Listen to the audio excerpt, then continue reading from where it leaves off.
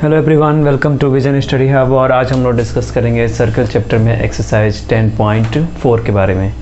तो एक्सरसाइज 10.4 में ज़्यादा क्वेश्चन नहीं है, बट जितने भी क्वेश्चन हैं वो बहुत ही इंपॉर्टेंट क्वेश्चन है। तो ज़्यादातर जो इस सर्कल से चैप्टर से जो क्वेश्चन बनते हैं वो इसी एक्सरसाइज से बनते हैं, एक्सरसाइज 10.4 से ही। तो इसका पहला क्वेश्चन हम लोग देखते हैं कि कैसे वो सॉल्व होगा।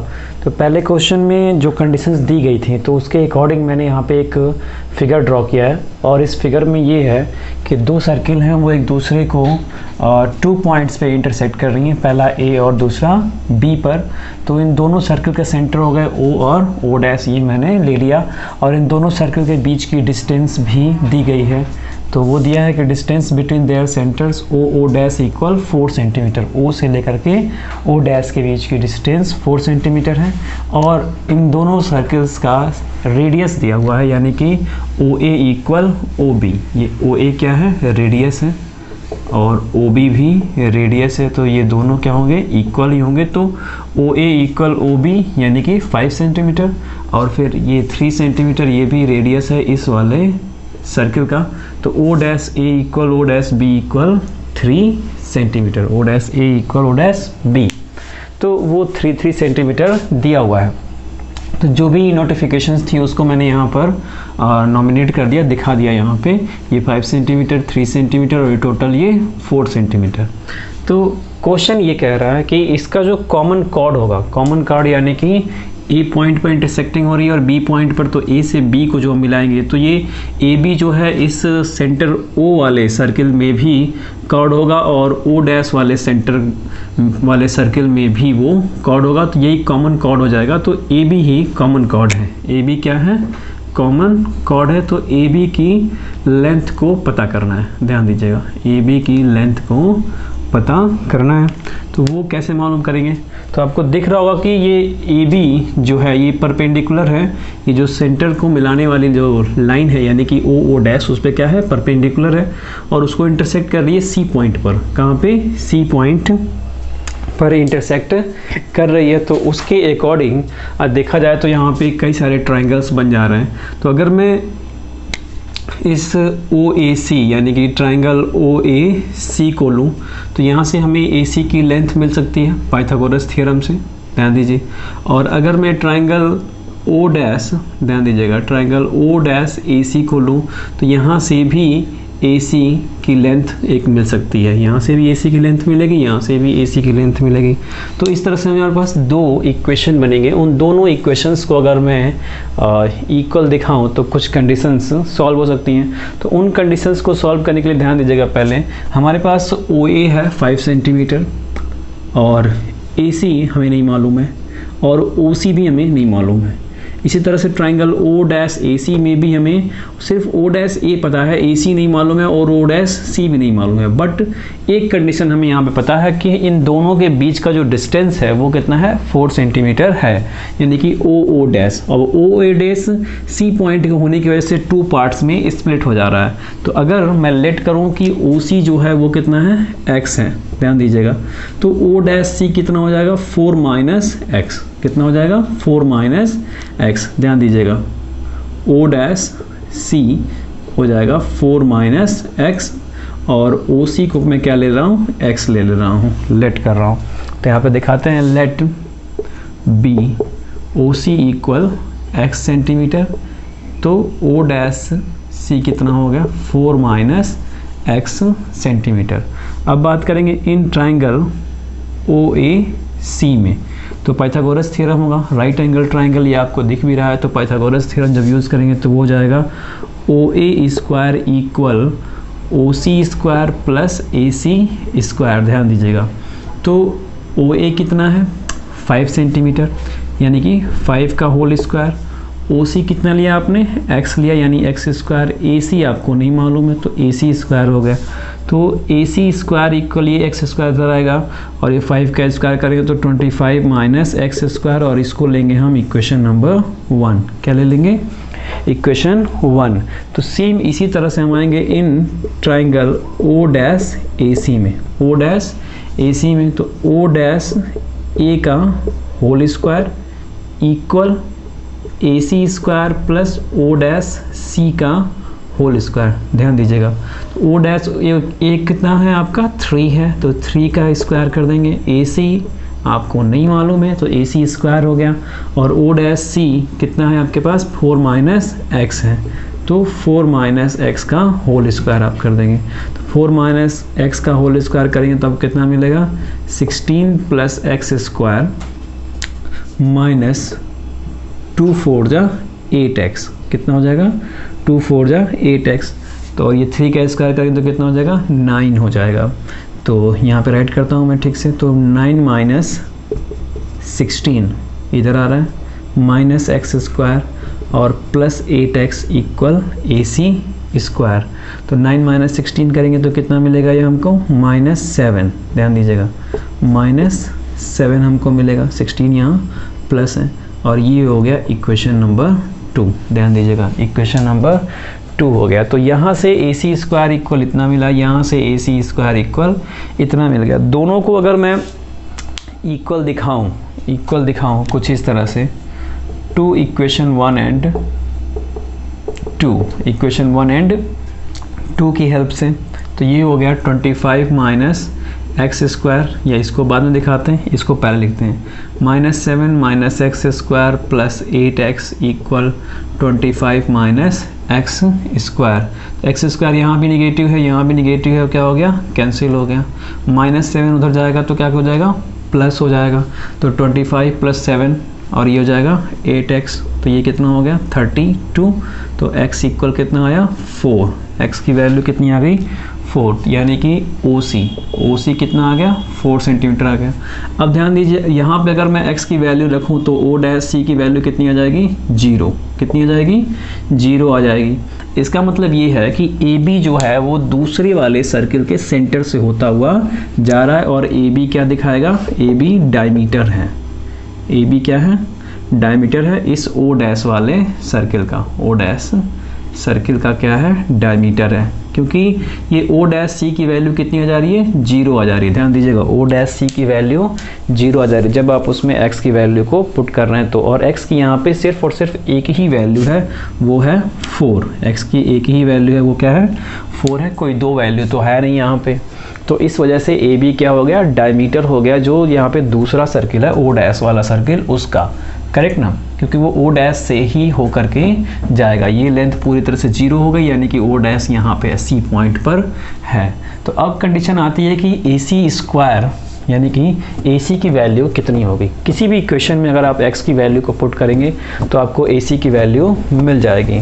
तो किसी भी इक्वेशन में पुट करने से आपको मैं लिखता हूँ 2 इक्वेशन 1 से AC की वैल्यू कितनी मिलेगी आपको 3 सेंटीमीटर, ध्यान दीजिएगा AC की वैल्यू आपको 3 सेंटीमीटर, 4 रखेंगे तो 4 का स्क्वायर 16, माइनस करेंगे तो 9 आएगा, और स्क्वायर जाएगा तो स्क्वायर रूट बनेगा, तो AC की वैल्यू कितनी आएगी 3 सेंटीमीटर। तो AC की वैल्यू 3 सेंटीमीटर आ रही है, ध्यान दीजिएगा ये यहाँ से AC की वैल्यू 3 सेंटीमीटर। आपको कॉमन कॉर्ड की लेंथ जाननी है यानी कि AB, तो AB इक्वल कितना हो जाएगा 2 इंटू AC यानी कि 6 सेंटीमीटर, 2 इंटू 3 करेंगे तो कितना हो जाएगा 6 सेंटीमीटर। तो इस तरह से हमने मालूम किया AB यानी कि कॉमन कॉर्ड की लेंथ, जो कि इसकी वैल्यू कितनी आ गई 6 सेंटीमीटर। तो इस वीडियो को पॉज करके ये सॉल्यूशन नोट डाउन कर लीजिए, बहुत ही इंपॉर्टेंट क्वेश्चन है ये, और एक्सरसाइज 10.4 का भी इंपॉर्टेंट क्वेश्चन है, और इसके बाद आने वाले जो भी क्वेश्चंस हैं उनके लिए बहुत ही ये हेल्पफुल होगा, ताकि इसी के बेस पर कुछ ना कुछ हिंट या कुछ ना कुछ जो भी कंडीशंस हैं वो अगले क्वेश्चंस में मिलने वाली हैं। तो अगर आपको ये सॉल्यूशन समझ में आ गया होगा तो बाकी के जो भी क्वेश्चंस होंगे उनका सॉल्व करूंगा अगर मैं, तो उसको भी आपको समझने में बहुत ज़्यादा दिक्कत नहीं आएगी, क्योंकि आपने ये सॉल्यूशन बहुत ही अच्छे से समझ लिया है। अब सॉल्व करते हैं क्वेश्चन नंबर 2 को। क्वेश्चन नंबर 2 में दिया हुआ है कि 2 इक्वल कॉर्ड्स हैं सर्किल में और वो एक दूसरे को इंटरसेक्ट करते हैं, तो उसके अकॉर्डिंग जो कंडीशंस बन रही हैं उस पर एक क्वेश्चन दिया गया है। तो मैंने यहाँ पे लेट कर लिया है कि let PQ and RS be 2 equal chords. वो क्या हैं 2 इक्वल कॉर्ड्स हैं। तो आपको दिख रहा होगा कि PQ कॉर्ड्स हैं और RS ये दोनों क्या हैं इक्वल हैं। ध्यान दीजिएगा PQ इक्वल RS, ये बात कह दी गई है यहाँ पे, और वो एक दूसरे को इंटरसेक्ट कर रहे हैं पॉइंट टी पर, कहाँ पर, पॉइंट टी पर इंटरसेक्ट कर रहे हैं। तो प्रूफ क्या करना है हमें, प्रूफ करना है कि P T equal R T, ये P T equal R T ये वाली कंडीशन, और Q T equal S T ये वाली कंडीशंस को हमें इक्वल दिखाना है। तो इसको इक्वल दिखाने के लिए हमने क्या किया कि दो परपेंडिकुलर लाइन सेगमेंट ड्रॉ कर दिए, कहाँ से, सेंटर से इक्वल कॉर्ड्स पे। तो ये हो गया ओ भी और ओ यू, ये क्या हो गए, परपेंडिकुलर ड्रॉ हो गए। ये आपको दिख रहा होगा, ये मैंने एक्स्ट्रा अपनी तरफ से कर दिया है। तो अब इसके अकॉर्डिंग हमारे पास दो ट्राइंगल बन गए। एक हमारे पास ये ट्राइंगल है, ध्यान दीजिएगा, ट्राइंगल ओ यू टी, और दूसरा ये ट्राइंगल है, ट्राइंगल ओ भी टी। हम क्या करते हैं, इन दोनों को कॉन्ग्रुएंस दिखाते हैं। तो कॉन्ग्रुएंस दिखाएंगे तो थोड़ी सी कंडीशन कुछ बनेगी, जिसके अकॉर्डिंग हमें इसको सॉल्व करने में, ये प्रूफ करने में बहुत ही हेल्प मिलेगा। तो आइए सॉल्व करते हैं इसको। तो प्रूफ में दिखाते हैं सबसे पहले, इन triangle O B T and triangle O U T, ध्यान देते रहिएगा। तो यहाँ पे हो जाएगा ओ भी इक्वल ओ यू, क्यों ध्यान देते रहिएगा, क्योंकि कॉर्ड्स यहाँ पे इक्वल हैं। तो कॉर्ड्स जब इक्वल होते हैं तो वो इक्वी डिस्टेंट होते हैं, कहाँ से, सेंटर से। ये थ्योरम मैंने आपको इसके पिछले वीडियोस में बताया था। तो यहाँ पे लिख दे रहा हूँ कि equal chords are equidistant from the centre से क्या होते हैं, इक्वी डिस्टेंट पर होते हैं। ये कंडीशंस क्लियर हो गई। दूसरी बात, angle O B T equal angle O U T, कैसे, ईच 90 डिग्री, दोनों क्या हैं, 90 डिग्री हैं। जब परपेंडिकुलर होंगे तो 90 डिग्री ऑब्वियसली होंगे। तीसरी condition, O T equal O T, और ये क्या है, कॉमन है। और ये जब कॉमन हो गया तो हमारे पास क्या कंडीशन आ रही है, ये आपकी साइड है, करेक्ट, ये आपका एंगल है, जो एंगल क्या है, राइट एंगल है, ध्यान देते रहिएगा, राइट एंगल, और ये भी आपका साइड है। तो इन तीनों कंडीशंस के अकॉर्डिंग हमारा triangle O B T congruence हो गया ट्राइंगल ओ यू टी के। अब यहाँ क्राइटेरिया कौन सा है वो ध्यान दीजिएगा। जब 90 डिग्री इन्वॉल्व है तो ये क्राइटेरिया हो गया आपका RHS congruence rule, RHS congruence rule हो गया, ध्यान देते रहिएगा। इसी कंडीशंस के अकॉर्डिंग ये दोनों ट्राइंगल क्या हो गए, कॉन्ग्रुएंस हो गए। तो जब अब तो ये जब कॉन्ग्रुएंस हो गया तो इसके अकॉर्डिंग एक प्रोग्रामिंग आती है कि CPCT, यानी कि corresponding part of congruence triangles. तो corresponding part of congruence triangle की वजह से कुछ बातें और भी इक्वल होती हैं। तो VT इक्वल UT, यानी कि ये करस्पॉन्डिंग पार्ट है, VT इक्वल UT क्या हो जाएगा, इक्वल हो जाएगा। तो वो मैं यहाँ पर ऐड कर दे रहा हूँ, VT इक्वल UT, कैसे, तो CPCT से, ध्यान दीजिएगा, कैसे, तो CPCT से क्या हो गया, इक्वल हो गया। इसको ले लेते हैं इक्वेशन नंबर 1, ध्यान दीजिएगा, इसे इक्वेशन नंबर 1 कह दिया मैंने। दूसरी बात यहाँ पे और दी गई है, ध्यान देते रहिएगा, कि PQ इक्वल RS, इसे इक्वेशन नंबर 2 ले लेते हैं। ये दिया हुआ है ऑलरेडी, PQ और RS क्या है, दो इक्वल कॉर्ड्स हैं। अब इसके अकॉर्डिंग PQ इक्वल RS हो गया। तो अगर इसका हाफ में अगर करूं तो ये क्या हो जाएगा, half PQ equal half RS, ध्यान दीजिएगा। तो हाफ PQ मतलब PV इक्वल हाफ RS मतलब RU। ये हो गया इक्वेशन नंबर 3, ध्यान दीजिएगा, इक्वेशन नंबर 3 हो गया। अब कंडीशन क्या आ रही है उसे ध्यान दीजिएगा। अगर मैं इक्वेशन 3 और इक्वेशन 1 को ऐड करूं तो इक्वेशन 1 प्लस इक्वेशन नंबर 3, तो इक्वेशन 1 क्या है, VT plus PV equal UT plus RU। तो VT प्लस PV कितना हो गया, PT हो गया, और UT प्लस RU कितना हो गया, RT हो गया। तो ये पहली कंडीशन तो क्या हो गई, प्रूव हो गई। ये जो हमको PT इक्वल RT करना था तो ये क्या हो गया, प्रूव हो गया, ध्यान देते रहिएगा। अब जब ये प्रूव हो गया तो इसको इक्वेशन नंबर 4 मान लेते हैं, इक्वेशन 4। अब कंडीशन देखिएगा, पी क्यू और आर एस दिया। इक्वेशन 2 में से इक्वेशन 4 को माइनस करें तो इक्वेशन 2 माइनस इक्वेशन 4, यानी कि पी क्यू में से पी टी को माइनस कर दे रहे हैं और आर एस में से आर टी को माइनस कर दे रहे हैं। तो यहाँ मिल जाएगा क्यू टी और यहाँ मिल जाएगा आपको S T, Q T equal S T. तो ये बात भी क्या हो गई, प्रूव हो गई। दोनों बातें क्या हो गई यहाँ पे प्रूव हो गई। तो इस तरह से प्रूव होगा क्वेश्चन नंबर 2 में जो कंडीशंस दी गई हैं कि P T equal R T और Q T equal S T.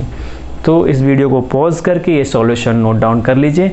इसी क्वेश्चन के बेस्ड बिल्कुल क्वेश्चन नंबर 3, ध्यान दीजिएगा, क्वेश्चन नंबर 3 का सॉल्यूशन भी सेम इसी पैटर्न पर सॉल्व होगा। तो अगर आपको ये सॉल्यूशन क्वेश्चन नंबर 2 का सॉल्यूशन बहुत ही अच्छे से समझ में आ गया है तो क्वेश्चन नंबर 3 का सॉल्व करने में भी आपको बहुत ज़्यादा मुश्किलें नहीं आएंगी। तो इस वीडियो को बहुत ध्यान से देखिए और इसको पॉज करके ये सॉल्यूशन नोट डाउन कर लीजिए ताकि आप क्वेश्चन 3 का सॉल्यूशन अच्छे तरीके से कर सकें। सॉल्व करते हैं क्वेश्चन नंबर 4 को। तो क्वेश्चन नंबर 4 में दिया है कि 2 कॉन्सेंट्रिक सर्कल्स हैं, 2 कॉन्सेंट्रिक सर्कल्स हैं और एक लाइन है जो कि कॉर्ड का काम कर रही है दोनों सर्कल्स के लिए। और वो लाइन क्या कर रही है कि इन दोनों कॉन्सेंट्रिक सर्कल्स को इंटरसेक्ट कर रही है A B C and D point पर। तो जो स्मॉलेस्ट सर्कल है इसके अंदर उसके लिए कॉर्ड का काम कर रहा है बी सी, क्या काम कर रहा है बी सी, और जो सबसे बड़ा वाला सर्कल है उसके लिए कॉर्ड है ए डी। ए डी भी क्या है, कॉर्ड है, और बी सी भी कॉर्ड है। ध्यान देते रहिएगा, ए डी भी कॉर्ड है और बी सी भी कॉर्ड है। ए डी जो है वो सबसे बड़े वाले के लिए, बी सी जो है वो छोटे वाले के लिए है। तो हमें प्रूव करना है कि A B equal C D दिखाइए, यानी कि ये यहाँ से इतना जो पार्ट है A B equal C D, ये हमको दिखाना है। तो इसके लिए हम क्या करेंगे, ध्यान दीजिएगा कि कैसे ये सॉल्व हो रहा है। तो हमने ये जो सर्कल का सेंटर है यहाँ से एक परपेंडिकुलर लाइन ड्रॉ की जो कि कॉर्ड को बाइसेक्ट कर रहा है। तो बाइसेक्ट करेगा तो क्या करेगा, 2 इक्वल पार्ट्स में बाइसेक्ट करेगा और जिस पॉइंट पर अटैच कर रहा है उस पॉइंट को हमने नाम दे दिया एम। आप नाम दे सकते हैं अल्फ़ाबेटिकल, कुछ भी नहीं कह सकता मैं, क्योंकि ए बी सी और डी तो क्या है यहाँ पे ऑलरेडी बिजी हैं। तो उनको छोड़ करके और ओ को छोड़ के जो बचते हैं उसमें से किसी लेटर से आप उसको नॉमिनेट कर सकते हैं। तो ये हो गया ओ एम, क्या है, परपेंडिकुलर है। ध्यान दीजिएगा, ड्रा ओ एम जो परपेंडिकुलर है बी सी पर एंड ओ एम परपेंडिकुलर है ए डी पर। दोनों बातें आप कह सकते हैं, ओ एम ए डी पर भी परपेंडिकुलर है और ओ एम बी सी पर भी परपेंडिकुलर है।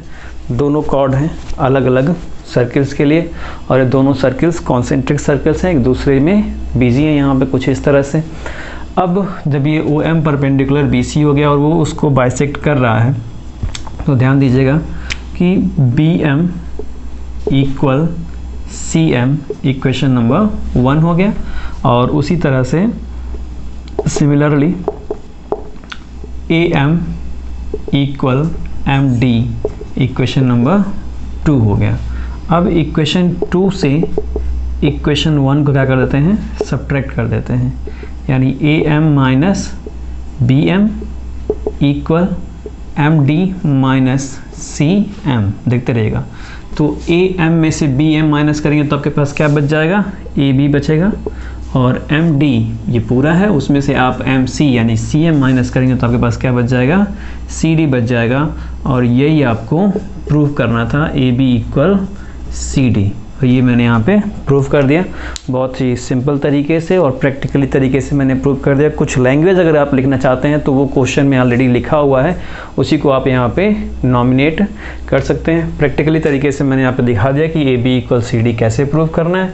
सिर्फ एक परपेंडिकुलर लाइन ड्रॉ करनी है जो कि दोनों कार्ड्स पे परपेंडिकुलर होगा और दोनों कार्ड्स को 2 इक्वल पार्ट्स में बाइसेक्ट करेगा यानी कि स्प्लिट करेगा।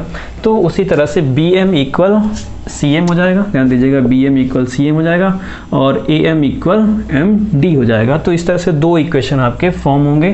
तो इक्वेशन 2 से इक्वेशन 1 को सब्ट्रैक्ट करेंगे तो आपको A B equal C D मिल जाएगा। अब सॉल्व करते हैं क्वेश्चन नंबर 5 को, बहुत ही इंपॉर्टेंट क्वेश्चन है। अब सॉल्व करते हैं क्वेश्चन नंबर 5 को, बहुत ही इंपॉर्टेंट क्वेश्चन है। कॉम्पिटिटिव एग्ज़ाम्स के अकॉर्डिंग भी और आपके एग्ज़ाम्स के भी अकॉर्डिंग जो है बहुत ही इम्पॉर्टेंट है ये एक्सरसाइज 10.4 का क्वेश्चन नंबर 5। तो इसका सॉल्यूशन बहुत ही ध्यान से देखिएगा और वीडियो को पॉज करके नोट कर लीजिएगा कि कैसे ये सॉल्व हुआ है। अब बात करते हैं क्वेश्चन की। क्वेश्चन में क्या कहा गया है? क्वेश्चन में ये कहा गया कि 3 गर्ल्स हैं, रेशमा, सलमा और मनदीप। तो ये एक सर्किल के सर्कमफ्रेंस पर तीनों अलग अलग प्लेस पर बैठी हुई हैं। तो उनको उन्हीं के नाम के फर्स्ट लेटर से मैंने नॉमिनेट कर दिया। रेशमा यानी R, सलमा यानी S और मनदीप यानी कि M। वो कुछ इस तरह से हैं, रेशमा, सलमा एंड मनदीप। और कंडीशन ये है कि रेशमा और सलमा और मनदीप के बीच की डिस्टेंस 6 मीटर दी गई है।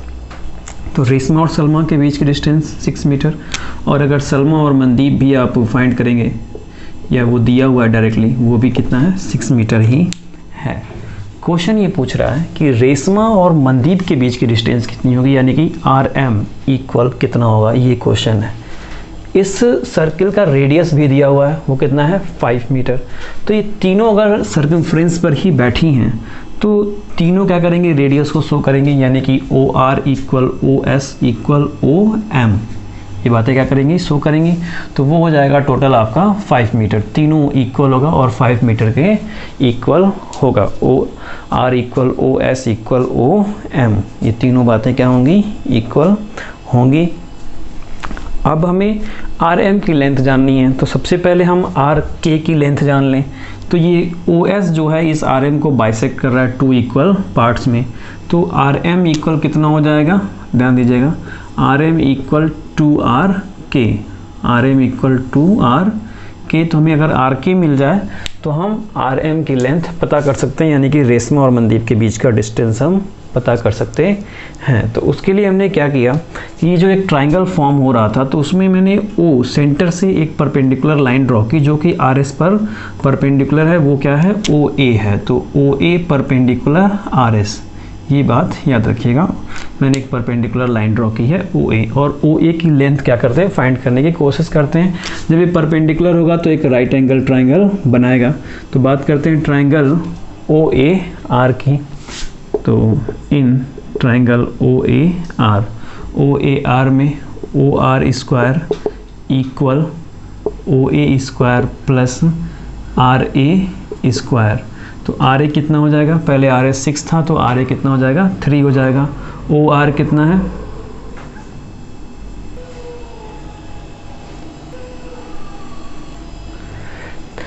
तो OR की लेंथ है 5, यानी कि 5 का स्क्वायर, और ये RA भी इधर आ जाएगा। तो ये कितना हो जाएगा, RA की लेंथ 3 है, तो 3 का स्क्वायर इक्वल OA स्क्वायर। तो OA इक्वल अंडर रूट में 5 का स्क्वायर 25, 3 का स्क्वायर 9, यानी कि अंडर रूट 16, यानी कि क्या हो गया, अंडर रूट 16। तो OA की वैल्यू कितनी आ गई, 4 मीटर। ध्यान दीजिएगा, OA की वैल्यू आ गई आपकी 4 मीटर। अब इस कंडीशन के अकॉर्डिंग थोड़ा सा एरिया ऑफ ट्राइंगल फाइंड करते हैं, जो ट्राइंगल बना हुआ है ट्राइंगल ORS की। तो इस कंडीशंस में क्या होगा, ट्रू क्वेश्चन या टू कंडीशंस, टू क्वेश्चन के अकॉर्डिंग जाते हैं। तो क्वेश्चन में ऐसा कुछ दिया नहीं है। तो area of triangle ORS equal half into base into height. तो ध्यान दीजिएगा, हाफ इंटू बेस क्या हो जाएगा, OS हो जाएगा, हाइट हो जाएगी RK।